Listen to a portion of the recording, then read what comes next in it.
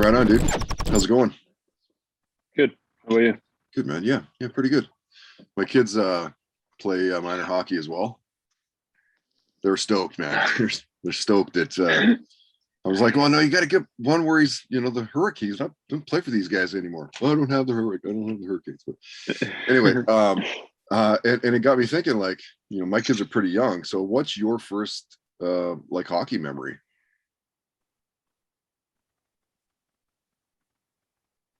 My first hockey memory, I don't know. We used to do these Mario and me used to do like these little kids hockey camps in Pittsburgh, Right. and we used to always go to those, and he would take pictures with the kids after the camp. And I still have a picture of me when I was probably 5 or 6, sitting on Mario's lap, which is pretty cool. That is deadly. And of course, you're born in Pittsburgh, and Yep. everybody always is like, is it Lemieux? Is it Gretzky? Who do you think was better? Well, I wasn't really around for Gretzky at all to watch, but I mean, in my mind, I grew up watching Mario, and there's nobody better than he was in my mind. Yeah. I'm also like okay with taking hits through the body really well. Of course, was just an amazing scorer. Like, it's something else. Big Right? body. Yeah. Played in multiple different eras and dominated in all of them. Yeah, right. And if those guys were to play in today's NHL, would they be as dominant as they were, do you think? I mean, Mario kind of did play in this maybe not this generation, but he played in an era that was still really fast and tough at the same time, with not as many of the rule changes that help out offensive players. So I think what he did in the early 2000s was pretty amazing. Yeah. And how old were you when you were like, you know what? Like, maybe I can go all the way with this? I don't know. I've been asked that question so many times. It's tough to pinpoint in time wherever I thought like, oh, I'm going to play in the NHL. It's so hard to, as a kid, you're not really thinking about that. I know I wanted to from a very young age. But it wasn't really until I was in the minors that I thought maybe I could, that it was like a reality that I just may. Yeah. And so being drafted, well, we're over 10 years now, is the 2011 entry draft. Yep. So you're into your 11th year now. Is it just like impossible for you to pick a career highlight? Could you nail it down to like one thing?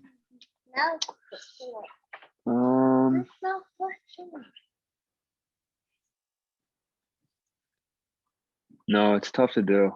I mean, haven't won a Stanley Cup, which is the main goal, and everything else, individual accomplishments, stats, and stuff like that, they all kind of mesh together. Yeah. I did win a World Junior Championship whenever I was still in junior, which is one of my biggest accomplishments. That was pretty cool. Yeah. And can you remember the first game you played in the NHL? Yep. It was against Buffalo when I was playing for Florida. I got called up at the deadline. Played the last 20 games my first year. Played Buffalo game 1, Boston game 2. How long before you got a point? A point? I'm not sure. I scored my 5th game. Okay. Geez, there's been a fair amount of buzz with you and Marchand the last few days. Yeah. Where you'd kind of tongue-in-cheek said, like, what are you calling me, a rat? Where he kind of compared you and Brad as players. And then he jumps on his Instagram, Brad does, and says it's like comparing you two. And I just want to get quick thoughts, and we'll get some fan questions out of you here in a sec. But what do you think about his chirp back to you with like, oh, it's like comparing a Lambo to a Prius? It is what it is. He's going to be vocal on social media. I mean, if you listen to the interview originally, I didn't exactly call him a rat. I was just I was getting asked about our similarities, and the follow up to that was that I'm an agitator and I like to get under people's skin, which is when I said, "Are you calling me a rat?" Right. So it wasn't like I was calling him a rat, but I guess that's what the media does. So what media does, they grab something, they take it out of context, they throw that around. Because like as a fan, that's what we're seeing. If Yeah, you don't right. see the Which interview, is fine. yeah, If yeah, that's going to get some buzz around hockey and get people talking about them, then great. I mean, I'm not trying to start anything on yeah. social media. I'm not getting very vocal on social media. All right, I got a few fan questions here for you, Vincent. Rob has a couple. He goes, how much fun has it been to create the after game celebrations, and if they really care what other teams and people think about it? Because like Cherry was, of course, super vocal about, he didn't like it, and like, so what Yeah. are your thoughts on that? Because like as a fan, man, I think it's cool. I think it's cool. It's different now that I am here. Before I got here, I did think it was kind of corny and cheesy, but when you see the fan interaction that it actually gets whenever you're here, and how into it the fans really are. I mean, you go back a few years before. I'm not saying the storm surge is what got fans in the stands, but you go back a few years, there wasn't a whole lot of fans in the stands in Carolina, and kind of since you started interacting with the fans a little bit more. Obviously, the team's a little bit better now, but we get phenomenal crowds here in Carolina now, so it's tough to argue with it. Oh, totally. I mean, you guys are going up against NASCAR. Yeah. Yeah. Truly. Okay, so Rob goes, and has he been starstruck by any player? Starstruck by any player that I played against? Played against or met or whatever, I guess, yeah. I think the first time that I played against Sid in Pittsburgh, my first year, I don't know if I'd say starstruck, but it was pretty surreal. I mean, growing up in Pittsburgh, I looked up to Sid, and for his first, I think it was 5-6 years before I came in the league. I obviously, everybody was in awe at how good he was. So going against him, I think it was like the first face-off of the game at center ice. I got to go against him, and it was pretty surreal looking across the center dot and seeing him. But once the game starts, it kind of all fades away. Yeah, fair. I mean, obviously being Canadian and him scoring that huge goal in the 2010 Olympics, like he's a legend. Guy's a legend, Yeah. man. Yeah. Yeah. Wes wants to know, he goes, ask him what he thinks about their social media team. Like, do the guys keep up with it for fun, or is it just something that happens and they don't discuss it amongst players? Just curious what his take is, if he's even got one. I think our social team's great. I think they do a great job. Just like we were talking about fan interaction, they do a great job at interacting with fans. And I think that's a big part of growing the game of hockey. So they're doing a great job. Yeah, they are. They're killing it for sure. Ken wants to know, he goes, what's it like playing for Brendamore? Incredible. Right? He's one of the best coaches, if not the best coach I've ever had. Yeah. What is it that's kind of sets him maybe apart from somebody else? There's honestly a lot of things. He does so many things so well. I mean, it helps that he played 1,600 games in the National Hockey League. He's been there. He's done that. Right. Everything that he's preaching, he backed it up with the way he played. The way he coaches is the same way he played. It's all heart. He just asks that we give him our 100% effort, and if we make mistakes, we make mistakes. He just makes it very easy on us to go out and want to play for him. And you can tell how much he cares, which is a big part of it. Yeah. Martin goes, before the NHL, was there ever a time where you thought you wouldn't make it? I don't think so.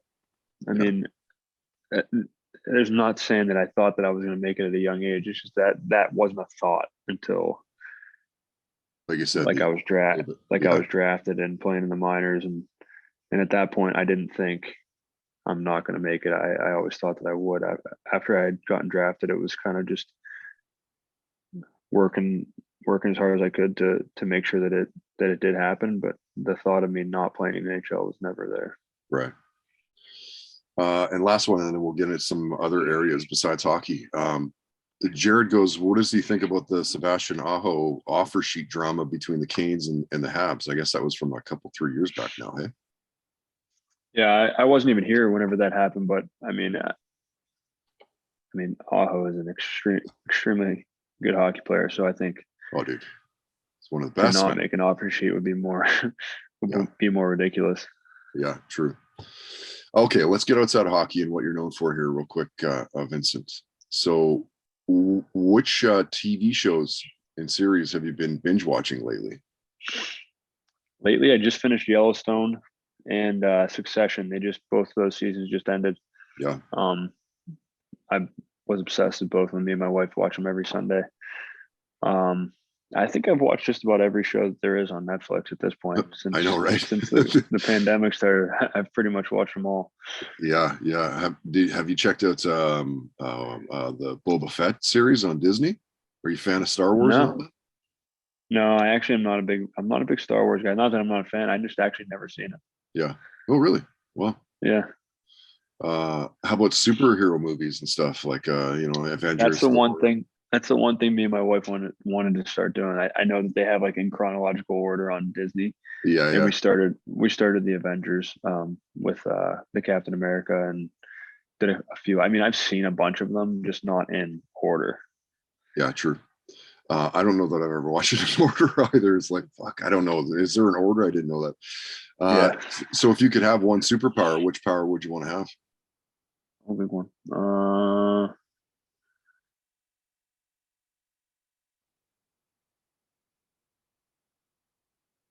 I think I'd want to read people's minds.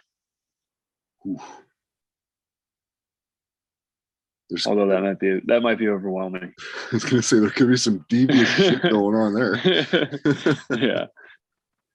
That'd be quite the power. Curious, what was the music like in the Trocheck house as a kid growing up? Like, what are your parents playing?